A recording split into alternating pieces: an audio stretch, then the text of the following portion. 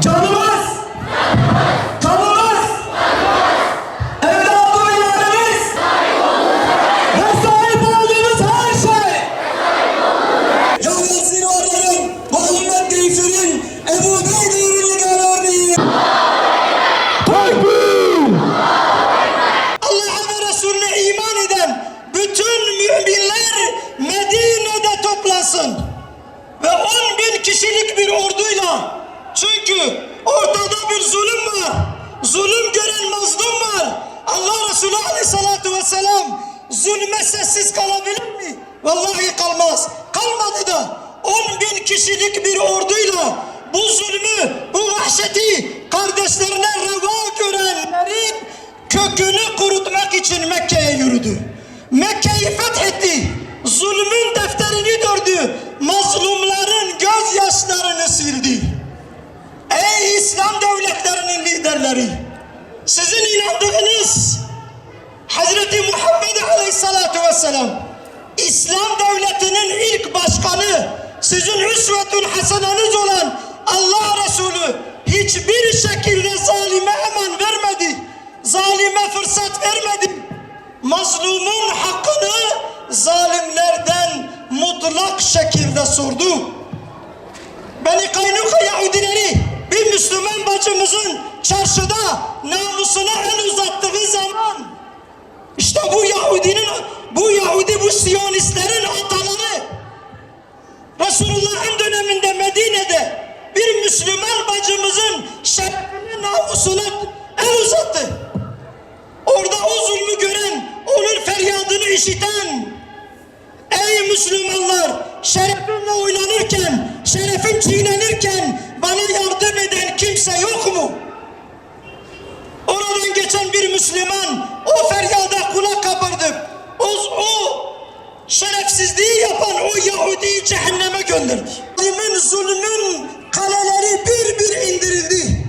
Ve Kaynuka Yahudileri Medine'den tamamıyla sürüldü. Zalimi teslim alacak her türlü silaha sahibiz. Ama maalesef o idarecilerin bu zalimlere teslimiyeti, bu uşaklara teslimiyeti, bu silahların, ekonomi silahının, diğer silahların, askeri her türlü yapabilecek şeylerin tümünün hiçbirini maalesef meydana süremiyor. Gözlerimizin önünde kardeşlerimiz, çocuklar, kadınlar bir bir can veriyor maalesef. Biz bunun hesabını Allah'a nasıl vereceğiz? Bunlar mağlup olacaklar mı? Vallahi olmayacaklar. Allah'ın vaadidir. Allah'ın vaadidir o mübarek topraklarda. Allah Resulü Aleyhissalatu Vesselam diyor, kıyamete kadar Filistin bir menşer ve mahşer diyarıdır. Allah yolunda kıyamete kadar orada kamil iman sahipleri zalimlere, kafirlere, siyonistlere karşı cihad etmeye devam edecekler. Müslümanların suskunluğu, insanlığın suskunluğu onların cihadına etki etmeyecek. Allah onları her daim aziz kılacak.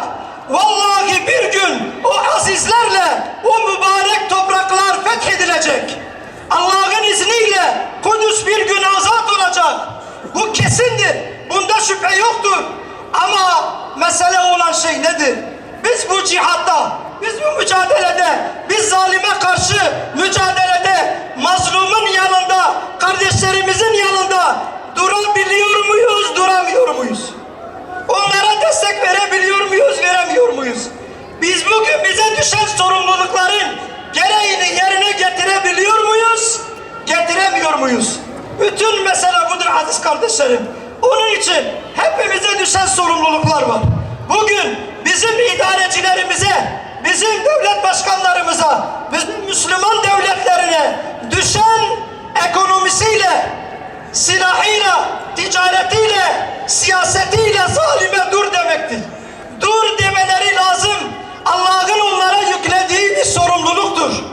Bunu yerine getirmeyen her devlet, her lider zelildir, zelil olmaya da mahkumdur. Bugün alimlerimize, seydalarımıza, hocalarımıza, şeyhlerimize, üstadlarımıza düşen hakkı haykırmalarıdır. Hikmetle ve siyasetle. Bütün Müslümanları zalime ve zulme dur demeleri konusunda ümmeti uyandırmaları onların vazifesidir.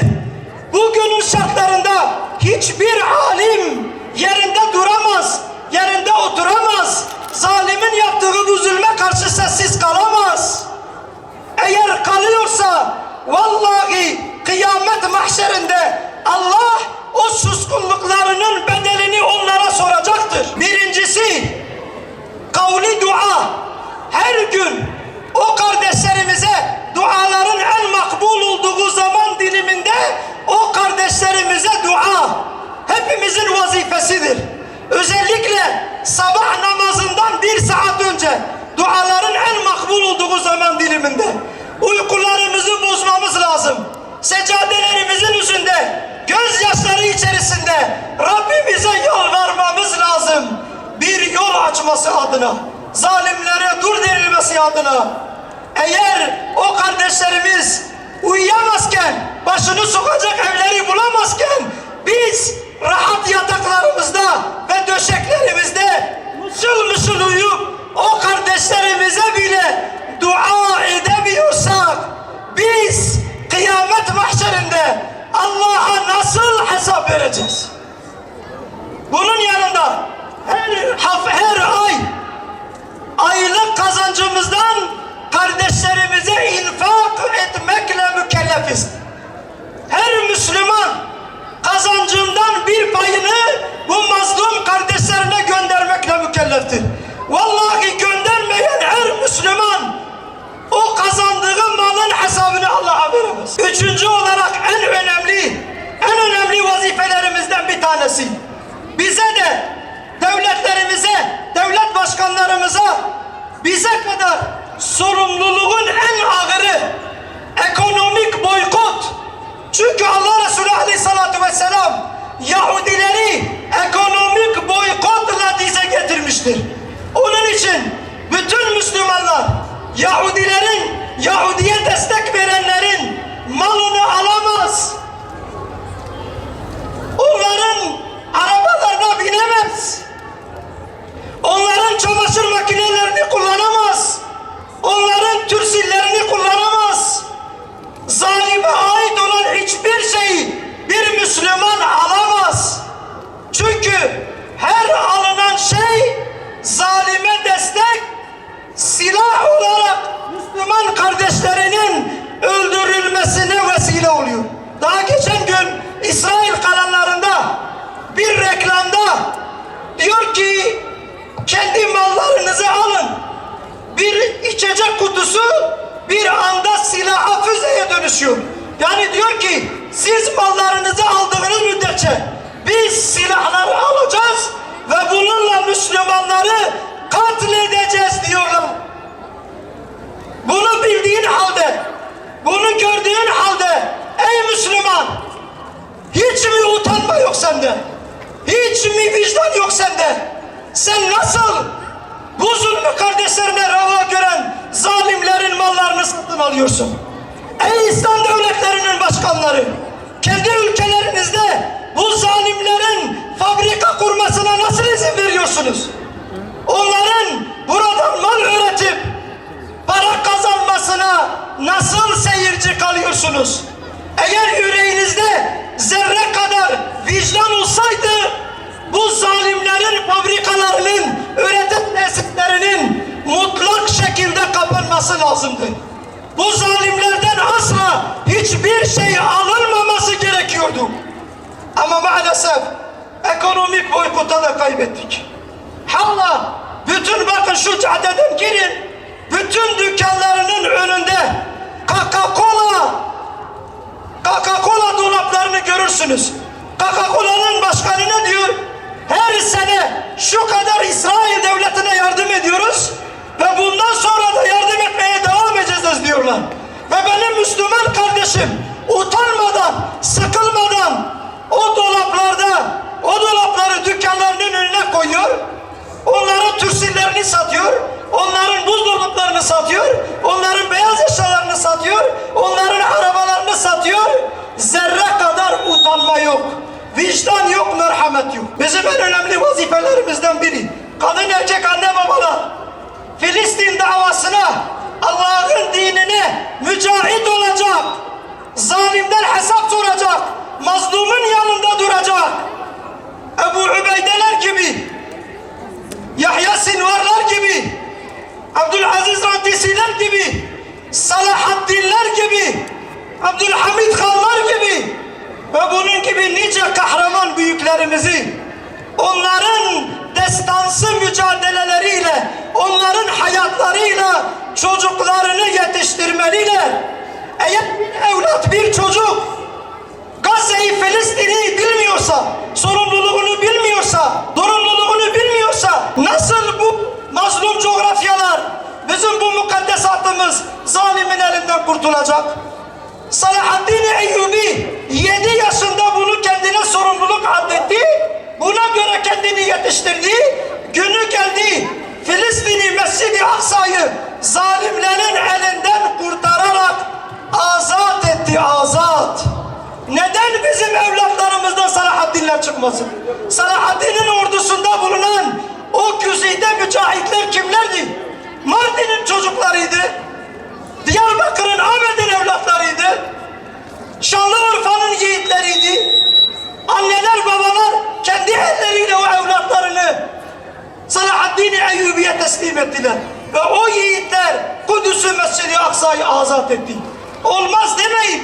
Bize düşen sorumluluğumuzu biz yaparsak vallahi Allah bizim çocuklarımızdan da Salahaddinler çıkaracak ve bir gün o Kudüs, Mescid-i Aksa o yiğitlerin eliyle kurtulacak biiznillah. Onun için aziz kardeşlerim, bize düşen sorumluluklarımızı yerine getirmekle mükellefiz. Onun için sadece kınamakla olmaz, sadece yürümekle olmaz, sadece miting düzenlemekle olmaz. Bunlar da değerlidir, önemlidir.